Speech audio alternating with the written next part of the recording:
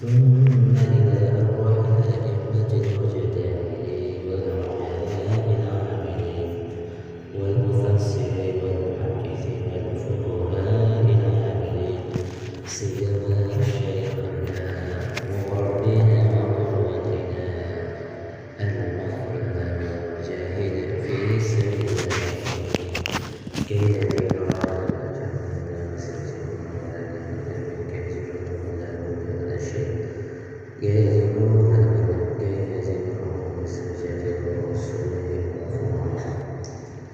ونصر على الدين وجميع مشايخهم وسلطانهم والأمير ومشايخنا في الدين ونعلم هذا كتاب الإمام العلامة محمد بن إسماعيل الأمير الصنعاني رحمه الله بأن الله يعطي درجاتهم في الجنة ويرفعنا ويحفظنا وينصرنا ببركاتهم وأسرارهم ونريم عمرهم في الدين والدنيا والآخرة ثم إلى أرواح آبائنا وأمهاتنا وجداتنا وجداتنا وإخواننا وأخواتنا وقراباتنا وجيراننا ومن سلمنا وأحسنا إليه ولجميع المسلمين والمسلمات والمؤمنين والمؤمنات بأن الله يتغشاهم برحمة المغفرة ويسكنهم الجنة رحمة الله ورضوانه عليهم أجمعين آمين. الفاتحة. أعوذ بالله من الشيطان الرجيم. بسم الله الرحمن الرحيم. الحمد لله رب العالمين الرحمن الرحيم مالك يوم الدين إياك نعبد وإياك نستعين اهدنا الصراط المستقيم صراط الذين أنعمت عليهم غير المغضوب عليهم ولا الضالين آمين. يا رب بالمصطفى بلغ مقاصدنا واغفر لنا ما مضى يا واسع الكرم.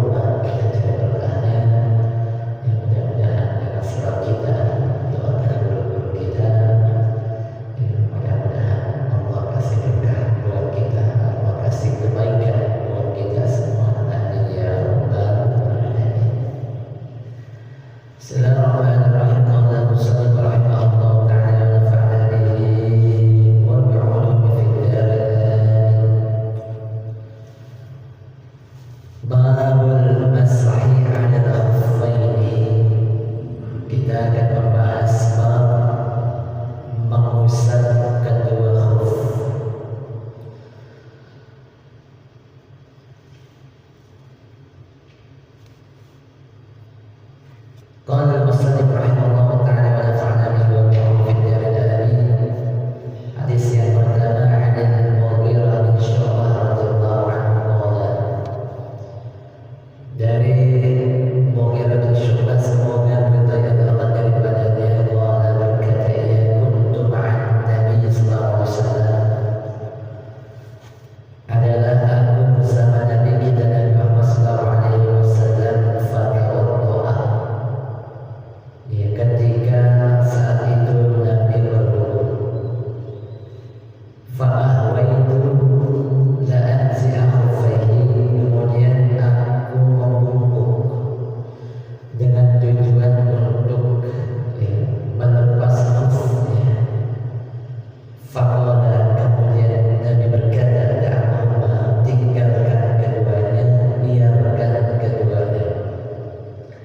Inni adkhaltuhuma tahirataini, ya, maka sesungguhnya aku memasukkan keduanya tahirataini dalam keadaan suci, famasaha alaihima, dan mengusap atas keduanya. Wali arba'ati anhu illa nisa'i, dan bagi imam yang empat kecuali al-imam an-Nisa'i, anna Nabi sallallahu alaihi wasallam, bahwasanya Nabi kita Nabi sallallahu alaihi wasallam, masaha, mengusap, ala al-khuf, bagian atas khufnya, wa asfalahu, dan bagian bawahnya.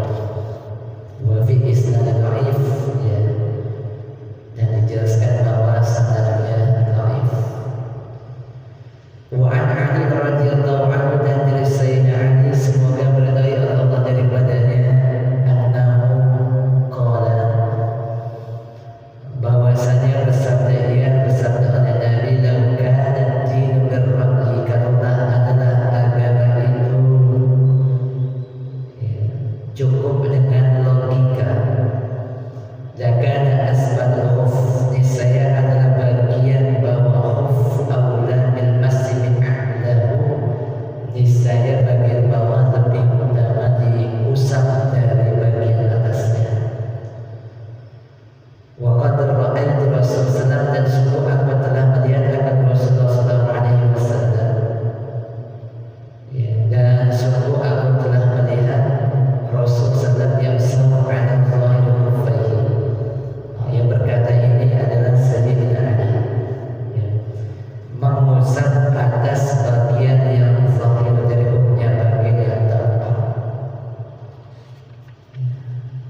Wa an Safwan bin Asad, dan dari Safwan bin Asad, qala kana Nabi sallallahu alaihi wasallam, ada Nabi kita Muhammad sallallahu alaihi wasallam, ya'muruna, memerintahkan kepada kami, idza kunna, apabila adalah kami safran, dalam safar, an la nanzi'a khifafana, bahwa kami tidak melepas khuf kami, thalathata ayyam, 3 hari, wa lailaihinna, 3 hari 3 malam, illa min janabah, kecuali dengan sebab junub, walakin min ghaidin, akan tetapi tidak karena sebab ghaid, ya,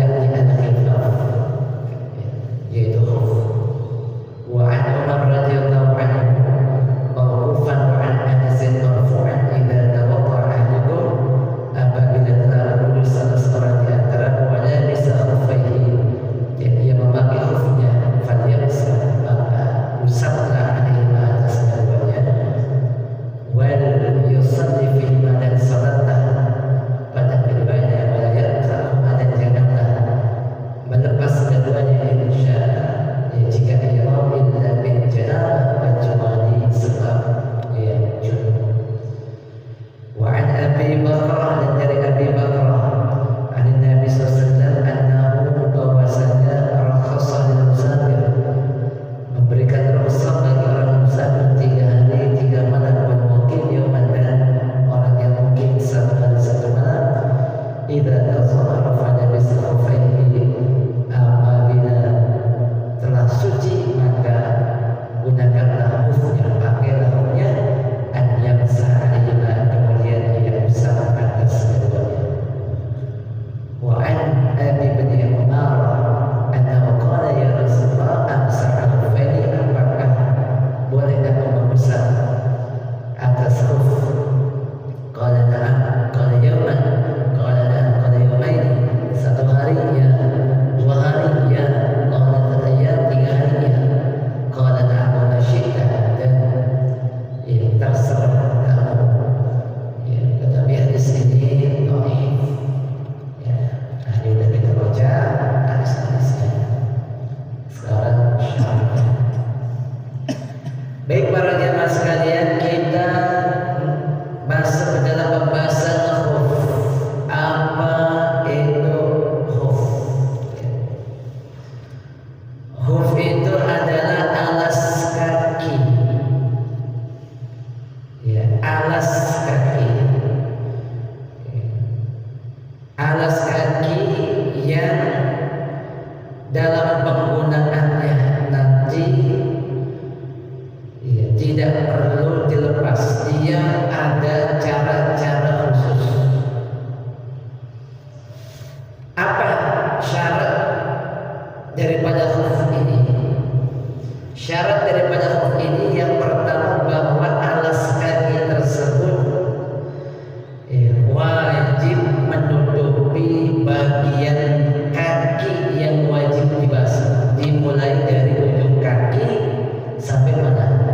Sampai ujung mata kaki. Kan kita itu kalau wudu, ketika kita membasuh bagian kaki, maka basuhlah dari ujung jari-jari kaki sampai mana? Sampai mata kaki. Pastikan mata kaki terbasuh. Begitu juga alas kaki tersebut, atau sepatu tersebut, atau kaos kaki khusus tersebut, wajib dia menutupi sampai mata kaki.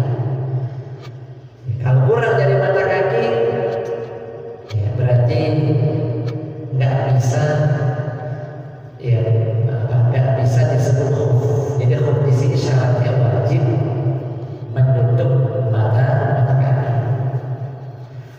Kemudian yang kedua, tidak tembus air. Tidak tembus apa? Air. Kalau dia tembus air, berarti kalau dia pengen duduk harus dibuka meskipun menutup mata kaki. Contohnya sepatu olahraga, sepatu skate, itu kalau kena air, kira-kira tembus atau enggak? Tembus. Sepatu olahraga kalau kena air, tembus. Maka sepatu tersebut tidak bisa terkena hukum. Kemudian yang ketiga, pastikan bahwa khuf itu atau sepatu itu kuat, digunakan untuk perjalanan jauh. Kuat untuk digunakan perjalanan jauh, tidak mudah rusak. Kalau umpamanya ada sepatu nggak tembus air, kemudian sudah menutup mata kaki, tetapi Ramadannya baru dipakai, 1 kilo, 2 kilo, 5 kilo, kayaknya udah rusak, maka nggak bisa terkena hukum apa?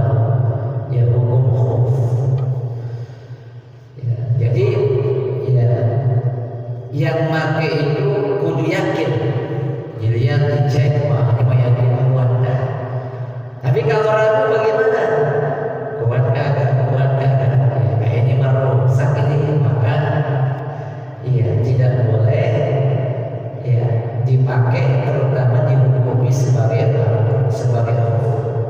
Boleh nggak dipakai? Boleh. Ya, tapi tidak bisa dihukumi apa? Dihukumi khuf. Sepatunya kuat, menutup mata kaki, cuma tembus air, nggak bisa juga. Ya, yang nggak tembus air itu apa? Sepatu ya tentara tembus air nggak kayaknya ya. Sepatu bot tembus air nggak ya. Ya, cuma sepatu bot kira-kira dipakai buat jauh kuat nggak? Ya. Ya mungkin kuat tapi kurang nyaman ya. Ya. Sepatu hiking biasa orang naik ke atas gunung itu biasanya nggak tembus air ya, karena dia rapat ya, biar supaya nanti kalau dia naik ke atas gunung ada salju dia nggak masuk air ya. Nah ini 3 syarat pertama ya. Kemudian syarat yang berikutnya adalah ketika ketiga syarat tadi sudah terpenuhi, bahwa sebelum dia pakai pastikan khuf tadi dalam keadaan suci. Artinya dia tidak najis.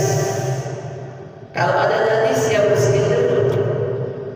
Kalau ada najis ya bersihin dulu. Wah ini tadi ya terkena kotoran binatang. Cuci dulu, cuci apa?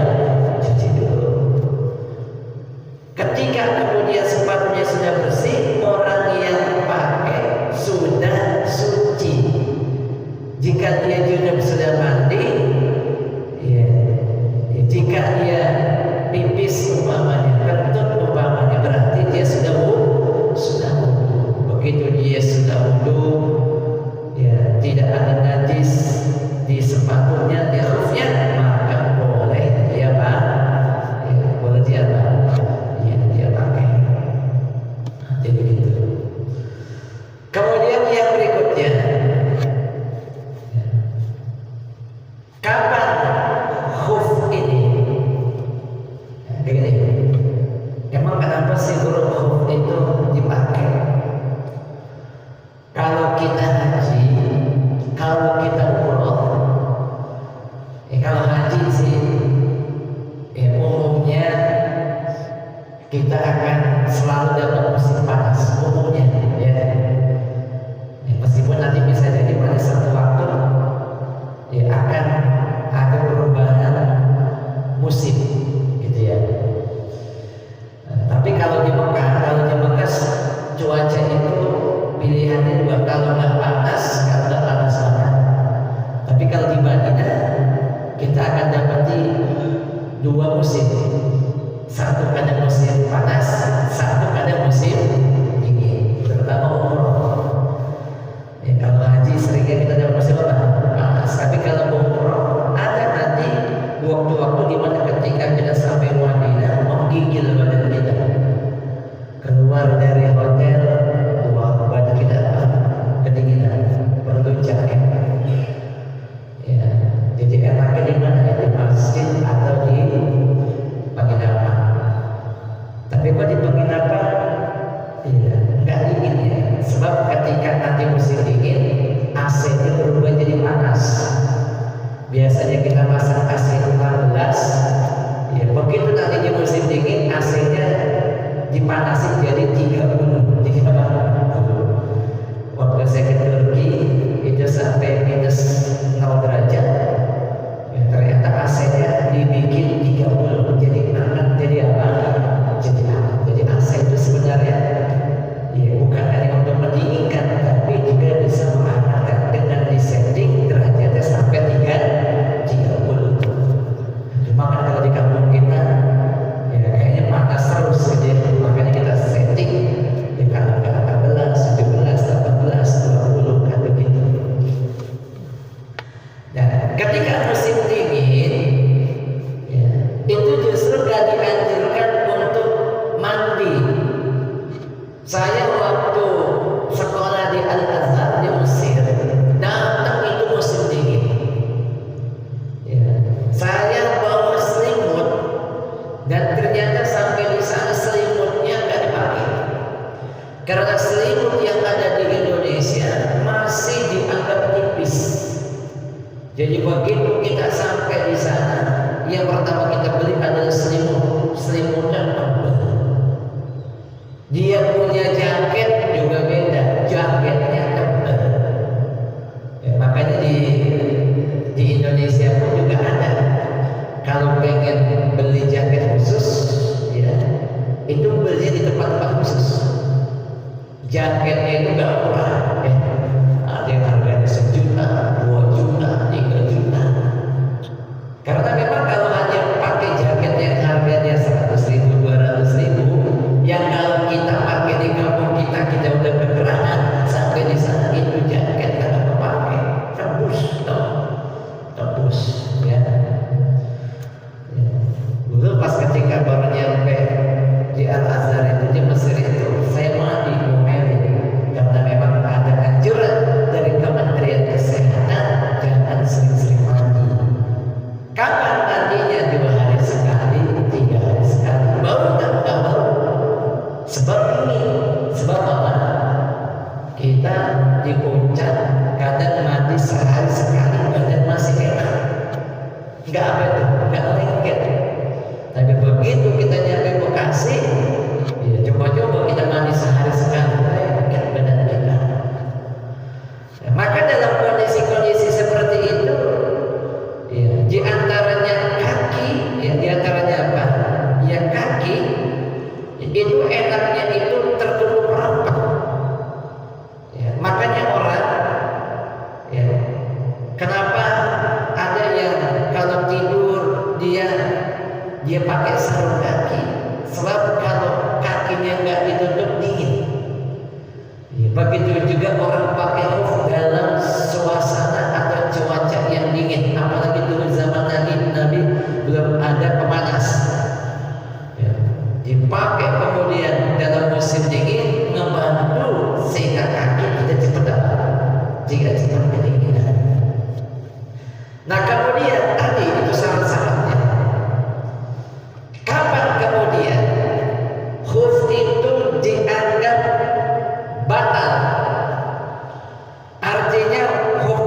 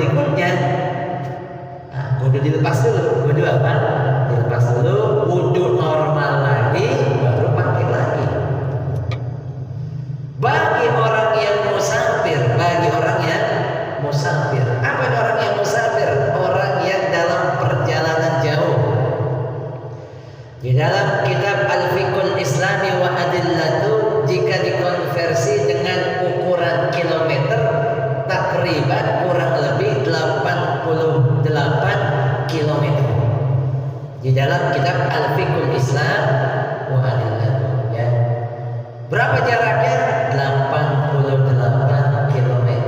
Bikhtilaf riwayat, meskipun nanti ada perbedaan riwayat, tapi tidak ada riwayat yang mengatakan kurang dari 80. Guru, bagaimana kita ukurnya? Ya, kalau dulu mungkin bingung, tapi kalau sekarang ada HP, tinggal kita lihat GPS, kita ketahuan tuh. Kita berangkat ke puncak, ke Taman Safari, berangkat dari Ponorogo, itu kira-kira udah nyampe belum 80 km lebih. Ya, kalau saya hitung itu belum. Kalau baru sampai Taman Safari dari Ponorogo belum. Tapi kalau Cibodas udah naik ke atas, udah nyampe Cianjur, itu udah. Ya, kalau nyampe mana? Kita jalan-jalan ke Cibodas, ke Cianjur, nginep di wilayah atas Cianjur. Ya, itu hitungan saya dari GPS itu sudah. Tapi kalau baru tiba di Taman Safari, lewat-lewat dikit Taman Safari, itu rasanya belum.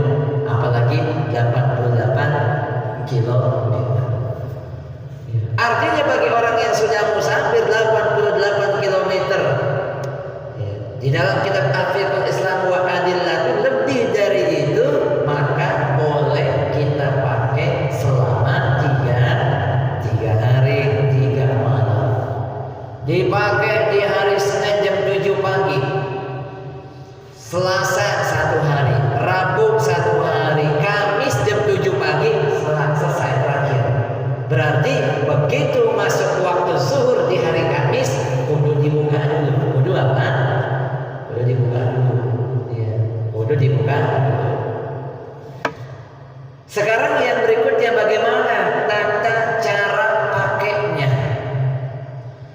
Ya, tata cara menggunakannya. Satu, yang tadi sudah saya katakan bahwa cara menggunakannya wajib dalam keadaan suci, sudah mandi atau sudah wudu.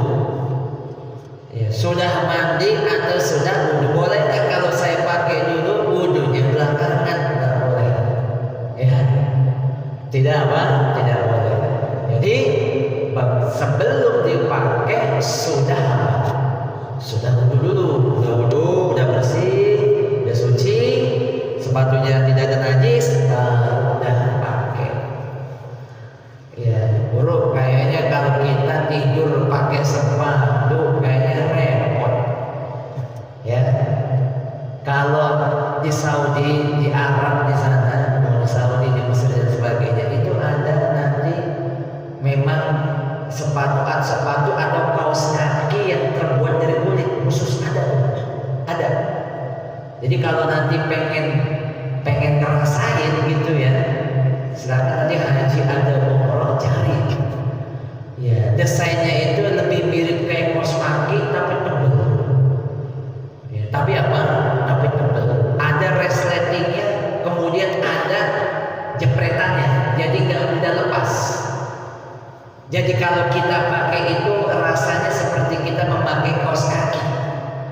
Iya, kalau kita pakai sepatu kan rada berat begitu ya. Kuat nggak dipakai jalan? Kuat.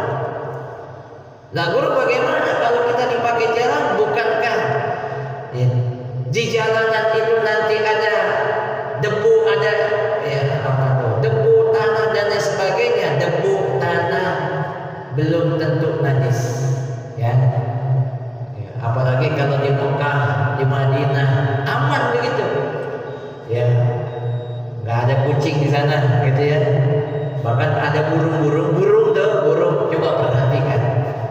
Kita dikempanin burung di Mekah, di pelataran Masjidil Haram, di pelataran Masjid Nabawi. Coba perhatikan, di mana burung itu buang kotorannya.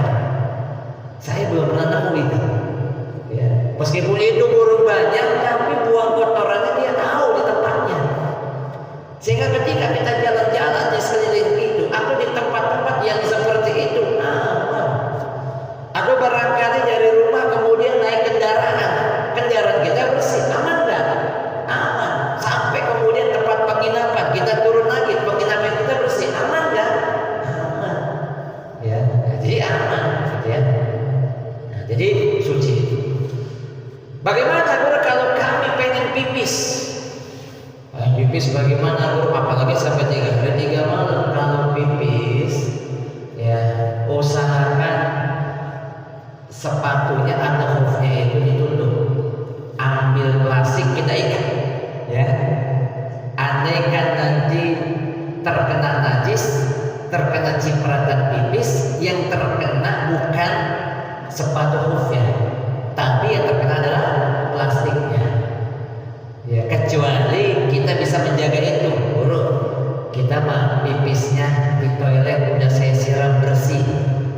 Kalau di toilet kan, toilet yang jongkok itu ya itu cenderung agak muncrat ya. Kecuali kalau yang toilet jongkok itu mungkin bisa jadi muncrat. Nanti kan kita yakin tidak muncrat, ya sudah, nggak apa-apa, tidak perlu ditutup. Tapi kalau kita ragu, tutup pakai plastik. Kemudian berwudulah secara biasa, wudhu secara biasa ya muka. Tapi begitu sampai kaki tidak perlu dilepas. Ya justru keistimewaan memakai hoof itu tidak perlu dilepas. Diapakan? Diusap, ambil air di tangan kemudian diusap. Ya, bukan diguyur, diusap. Mana yang diusap? Bagian atasnya. Bagian apa? Bagian atas. Cukup bagian atasnya. Tidak seperti ketika kita memakai apa? Ketika kita berwudu normal atas bawahnya semuanya. Tapi ini cukup bagian atasnya. Ya, jadi begitulah hoof ya. Kalau pengen dipraktekkan boleh. Ya, atau nanti pergi haji, pergi umroh, beli dan sepatu khusus. Saya pengen praktekkan bagaimana sih sensasi atau kita menggunakan hoof gitu ya. Para jemaah sekalian yang dirahmati Allah Subhanahu wa taala, ya, begitu pembahasan kita tentang hoof ya. Nanti insyaallah kita akan lanjut lagi pada pertemuan berikutnya. Mudah-mudahan semuanya bisa hadir kembali dalam keadaan sehat panjang umur. Al-Fatihah.